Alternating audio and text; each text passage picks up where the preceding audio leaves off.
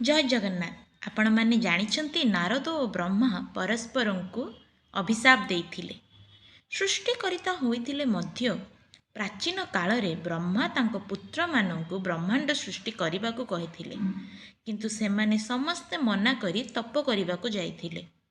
ଭଗବାନ ବ୍ରହ୍ମା ତାଙ୍କ ପୁଅମାନଙ୍କର ଏହି ଆଚରଣରେ ଏତେ କ୍ରୋଧିତ ହେଲେ ଯେ ବ୍ରହ୍ମାଙ୍କ ଉଜ୍ଜ୍ୱଳ ସହିତ ତାଙ୍କ ମୁଣ୍ଡ ଜଳିବା ଆରମ୍ଭ ହେଲା, ଯେଉଁଥିପାଇଁ 11ଟି ରୁଦ୍ର ଜନ୍ମ ହୋଇଥିଲା। ସେମାନଙ୍କ ମଧ୍ୟରୁ ଜଣଙ୍କର ନାମ କାଲାଗ୍ନି ରୁଦ୍ର ଥିଲା। ଏହି ରୁଦ୍ର ହେଉଛି ବ୍ରହ୍ମାଣ୍ଡର ବିନାଶକାରୀ।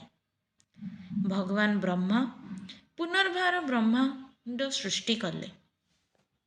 ତାଙ୍କ ଡାହାଣ କାନରୁ ପୁଲାଷ୍ଟିଆ, ବାମ କାନରୁ ପୁଲା, ଡାହାଣ ଆଖିରୁ ଅଗ୍ନି, ବାମ ଆଖିରୁ କ୍ରାଟୁ, ଡାହାଣ ନାକରୁ ଆରଣୀ, ବାମ ନାକରୁ ଆରଣୀ, ଅଙ୍ଗିରା, ପାଟିରୁ ରୁଚି, ବ୍ରାହ୍ମ ପାର୍ଶ୍ୱରୁ ଭୃଗ ଏବଂ ଡାହାଣ ପାର୍ଶ୍ୱରୁ ଡାକର୍ଷ, ଛାୟାରୁ କଦଣ୍ଡମ, ନାଭିରୁ ପଞ୍ଚାଖିଆ, ଛାତିରୁ ବେଦୁ, କାନ୍ଧରୁ ନାରଦ, ମରିଚ, ବେକରୁ ଆନ୍ତନତ୍ରାମ, ରେଶନରୁ ବୈଷ୍ଣବ, ବାମ କୁକୁଶୀ, ଡାହାଣ ହାତରୁ ସଂସାର ଏବଂ ବ୍ରହ୍ମାଣ୍ଡ କ୍ରିକରୁ ନିଜେ ଜନ୍ମ ହୋଇଥିଲେ। ବ୍ରହ୍ମାଜୀ ଏହି ସମସ୍ତଙ୍କ ପୁତ୍ରମାନଙ୍କୁ ବ୍ରହ୍ମାଣ୍ଡ ସୃଷ୍ଟି କରିବାକୁ ଆଦେଶ ଦେଲେ। ଯାହା ଶୁଣି ନାରଦଜୀ କହିଲେ, ହେ ଦାଦା, ତୁମେ ଆମ ଜ୍ୟେଷ୍ଠ ସାନ କାଡ଼ିକୁ ଆମକୁ ବିବାହ କରିବାକୁ ଏବଂ ବ୍ରହ୍ମାଣ୍ଡ ଜନ୍ମ ହେବାକୁ କାହିଁକି ବାଧ୍ୟ କଲ ନାହିଁ? ତୁମେ ନିଜେ ସକ୍ଷମ ହୋଇଥିଲେ ମଧ୍ୟ ତୁମେ କାହିଁକି ଅନୁତାପ କରୁଛ? ଏଥିରେ ନ୍ୟାୟ କେଉଁଠାରେ ଅଛି ଯେ ଜଣେ ପିତା ତାଙ୍କର ଜଣେ ପୁଅକୁ ଅମୃତ ଭଣ୍ଡା ପ୍ରଦାନ କରନ୍ତି ଏବଂ ଅନ୍ୟକୁ ବିଷ ପିଇବାକୁ ବାଧ୍ୟ କରନ୍ତି ସାଂସାରିକ ହେବାକୁ? ପିତା, ତୁମେ ଜାଣ ଯେ ଥରେ ତୁମେ ଦୁନିଆର ଏହି ଅତି ନିମ୍ନ ଏବଂ ଭୟାନକ ସମୁଦ୍ରରେ ପଡ଼ିବା ପରେ ଲକ୍ଷ ଲକ୍ଷ କାଲପା ଅତିକ୍ରମ କରିସାରିବା ପରେ ମଧ୍ୟ ତୁମର ଉଦ୍ଧାର ପାଇବ ନାହିଁ।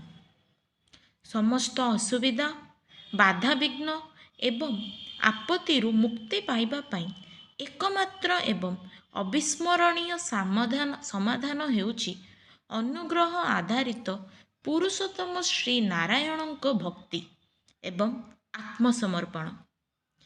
କେଉଁ ମୁଖୀ ଶ୍ରୀକୃଷ୍ଣଙ୍କ ପାଦରେ ଥିବା ଅମୃତ ଭଣ୍ଡା ଅପେକ୍ଷା ମଧୁର ଏବଂ ଅଧିକ ସୁଖଦ ପ୍ରେମକୁ ତ୍ୟାଗ କରିବାକୁ ଏବଂ ସାଂସାରିକ ବିଷୟଗୁଡ଼ିକର ବିନାଶକାରୀ ବିଷକୁ ଗ୍ରାସ କରିବାକୁ ଚାହିଁବ? ଏହା ଶୁଣିବା ପରେ ବ୍ରହ୍ମା ଏତେ ରାଗିଗଲେ ଯେ ନାରଦ ତାଙ୍କର ବ୍ୟକ୍ତିକୁ ଅପମାନତା ବୋଲି ଭାବି ନିଜକୁ ନିୟନ୍ତ୍ରଣ କରିପାରିନଥିଲେ ଏବଂ ତାଙ୍କୁ ଅଭିଶାପ ଦେଇଥିଲେ, ନାରଦ, ତୁମେ ମୋତେ ଅପମାନ କରିଛ। ଫଳସ୍ୱରୂପ ତୁମର ଜ୍ଞାନ ଲୋପ ପାଇବ ଏବଂ ବିଭିନ୍ନ ଜନ୍ମରେ ଜନ୍ମ ହୋଇ ତୁମେ କେବଳ ଲୋଭନୀୟ ଖରାପ ଭାବରେ ସୁଯୋଗ ହେବ ନାହିଁ, ବରଂ ମେକିନ୍ ମ୍ୟୁଟିକ୍ ମଧୁର କଥିତ ନପୁଂସକ ହେବ ଏବଂ କିଛି ଜନ୍ମରେ ଏକ ଦାତିପୁତ୍ର। ଶେଷରେ ବୈଷ୍ଣବଙ୍କ ସାହାଯ୍ୟରେ ଏବଂ ଭଗବାନ କୃଷ୍ଣଙ୍କ କୃପାରୁ ତୁମେ ପୁଣି ମୋ ପୁଅ ହେବ ଏବଂ ସେହି ସମୟରେ ମୁଁ ପୁନର୍ବାର ତୁମକୁ ପ୍ରାଚୀନ ଜ୍ଞାନ ପ୍ରଦାନ କରିବି।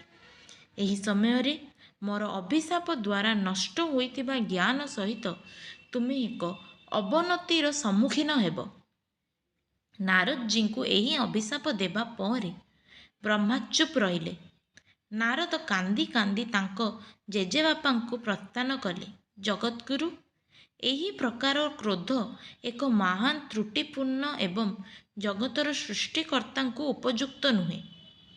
ବାପାଙ୍କ ପାଇଁ ଏକ ପୁଅକୁ ପରିତ୍ୟାଗ କରି ଅଭିଶାପ ଦେବା ବୁଝାପଡ଼େ। ଯିଏ ବିପଥଗାମୀ ହେଉଛି, କିନ୍ତୁ ଜଣେ ତତ୍ପର ତଥା ସ୍ୱାର୍ଥରେ ପୁଅକୁ ଅଭିଶାପ ଦେବାର ଯଥାର୍ଥ କ'ଣ?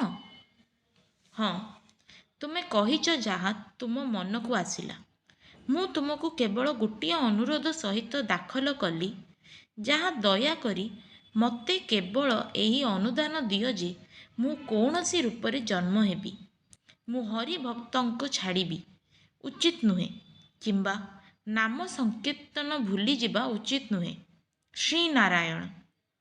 ବ୍ରହ୍ମାଜୀ କହିଲେ, ଭାଟ୍ସ, ତୁମେ ପ୍ରକୃତରେ ଆଶୀର୍ବାଦ ପ୍ରାପ୍ତ।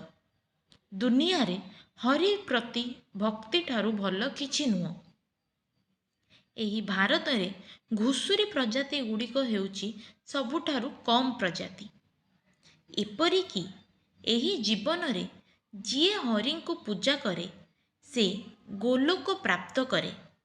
ବାସ୍ତବରେ ପିତା, ଗୁରୁ ଏବଂ ବନ୍ଧୁ ଇତ୍ୟାଦି ଯଦି ଶ୍ରୀକୃଷ୍ଣ ପାଦ ତଳେ ଭକ୍ତି କରିପାରନ୍ତି ନାହିଁ, ସେମାନେ ମନ୍ଦ ଅଟନ୍ତି ଏବଂ ସେମାନଙ୍କୁ ପରିତ୍ୟାଗ କରିଯିବା ଉଚିତ। ନାରଦ କହିଲେ, ହେ ଚାଟୁରାଣ, ତୁମ ବିନା କାରଣରେ ମୋତେ ଅଭିଶାପ ଦେଇଛ। ଶାସ୍ତ୍ରଗୁଡ଼ିକ ଦଣ୍ଡ ଦେବା ପାଇଁ ବ୍ୟବସ୍ଥା କରିଛନ୍ତି। ତେଣୁ ମୁଁ ମଧ୍ୟ ତୁମକୁ ଅଭିଶାପ ଦେଉଛି ଯେ ତୁମେ 3ଟି କଳାପ ପାଇଁ ଅଣସଂରକ୍ଷିତ ରହିବ। 3ଟି କଳାପ ଅତିକ୍ରମ କରିବା ପରେ ହିଁ ତୁମେ ଦୁନିଆରେ ପୂଜା ପାଇବ। ଏହା ନାରଦଜୀ କହି ଶାନ୍ତ ହୋଇଗଲେ।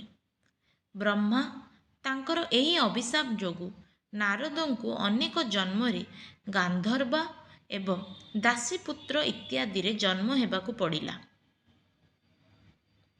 ଏହି ପ୍ରଜାତିରୁ ମୁକ୍ତି ହେବା ପରେ ସେ ପୁନର୍ବାର ନାରଦ ଭାବରେ ଜନ୍ମ ହୋଇଥିଲେ ଏବଂ ତାଙ୍କ ପିତାଠାରୁ ଜ୍ଞାନ ଗ୍ରହଣ କରିଥିଲେ। ଏହା ଥିଲା ଆଜିର ଏହି ଧାର୍ମିକ ପୌରାଣିକ କଥା। ଆପଣଙ୍କୁ ଯଦି ଏହିପରି ସବୁ ପୌରାଣିକ କଥା ଭଲ ଲାଗେ ତାହେଲେ ଆମେ ଏମିତିଆର ଭିଡ଼ିଓ ଆଣୁଥିବୁ, କିନ୍ତୁ ଆପଣ ସବସ୍କ୍ରାଇବ୍ କରିବାକୁ ଭୁଲିବେ ନାହିଁ। ଧନ୍ୟବାଦ।